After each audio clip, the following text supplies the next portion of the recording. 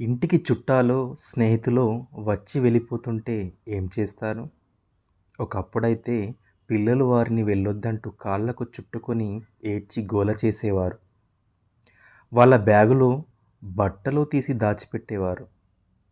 వెళ్ళడం తప్పదు కాబట్టి పెద్దవాళ్ళు వారికి ఓ తాయిలాలు ఇచ్చి నచ్చజెప్పేవారు. మరి పెద్దవాళ్ళు గేటు దాకా వెళ్ళి జాగ్రత్తగా వెళ్ళిరమ్మని సాగనంపేవారు కొందరు.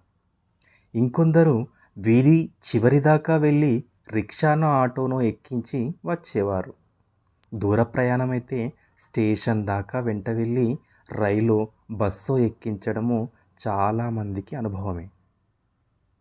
కొందరు క్లుప్తంగా మంచిది వెళ్ళిరండి అని చెప్పి ఇంట్లోకి వెళ్ళిపోతే, కొందరేమో చేతులు పట్టుకొని వదలకుండా రకరకాల జాగ్రత్తలన్నీ చెప్పి ఊళ్ళో ఉన్న బంధువులందరినీ పేరు పేరున గుర్తు చేసి అడిగారని చెప్పమనేవారు.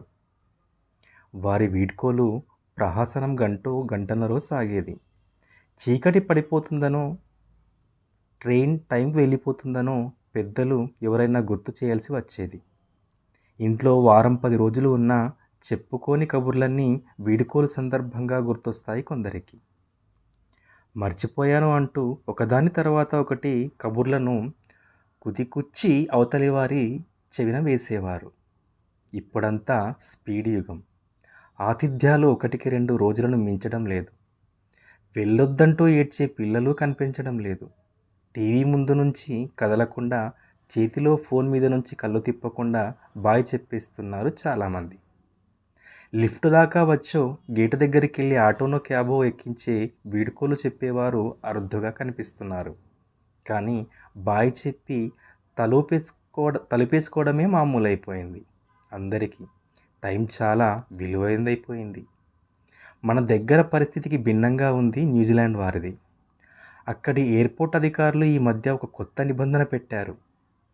ప్రయాణికులకు వీడ్కోలు చెప్పడానికి వచ్చిన బంధువులు కేవలం 3 నిమిషాల్లోనే ఆ కార్యక్రమం ముగించాలన్నది ఆ రూలు. ఎందుకు అంటే అక్కడి వారు బాయ్ చెప్పడంలో భాగంగా ఆత్మీయులను కౌగిలించుకొని ఒక పట్టాన వదలటం లేదట. ఇలా అందరూ అంతసేపు కౌగిలించుకుంటూ ఉంటే ఎయిర్పోర్ట్ లాంచ్లో రద్దీ తగ్గడం లేదు. ప్రయాణికులు చివరి నిమిషంలో ఫ్లైట్ దగ్గరికి పరుగులు తీయాల్సి వస్తుంది. అందుకని 3 నిమిషాల్లో వీడ్కోలు చెప్పలేని వాళ్ళు లాంజ్లో కాకుండా కార్ పార్కింగ్లో ఆ కార్యక్రమం పెట్టుకోండి అని అధికారులు గట్టిగా చెప్పేశారట. వీడ్కోలు అంటే మళ్ళీ కలిసే వరకు ఒక మంచి జ్ఞాపకంగా మిగిలాల్సిన కలయికలో చివరి క్షణాలు. ఆత్మీయులను గుండెకు హత్తుకొని నీకు నేనున్నాను, దిగ్విజయంగా వెళ్ళిరమ్మంటూ ఇచ్చే భరోసా. అది వాళ్లకు ఎక్కువైంది, మనకు తక్కువైంది. జై హింద్. వీడియో నచ్చితే లైక్ చేయండి. మన ఛానల్ని సబ్స్క్రైబ్ చేసుకొని మన ఛానల్కి సపోర్ట్గా ఉండండి.